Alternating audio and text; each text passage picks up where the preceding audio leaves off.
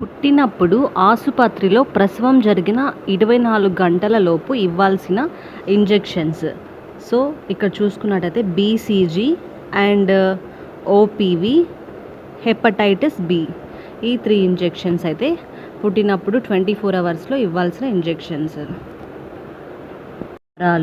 1.5 month నుంచి 2.5 month లోపల ఇక్కడ ఓపీవీ1, పెంటా1, IPV1, రోటా1 అండ్ PCV1 ఈ ఇంజెక్షన్స్ అయితే ఇవ్వాలి. అండ్ ఇక్కడ 10 వీక్స్ 2.5 మంత్ నుంచి 3.5 బిట్వీన్ లోపల OPV2, పెంటా2, రోటా2 అయితే ఇవ్వాలి పిల్లలకి ఇంజెక్షన్స్.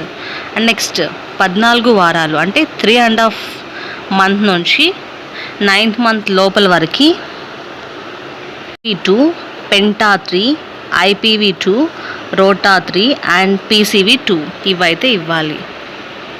అండ్ ఫైనల్గా 9th month, so 9th month నుంచి 12th మంత్ లోపల వరకు R1 and JE1, vitamin A, so ఇవైతే ఇవ్వాలన్నమాట.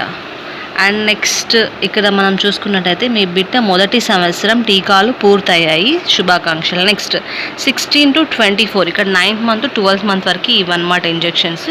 అండ్ తర్వాత నా 16th మంత్ నుంచి 24 మంత్ వరకు ఇక్కడ ఇంజెక్షన్స్ లిస్ట్ అయితే చెప్తాను.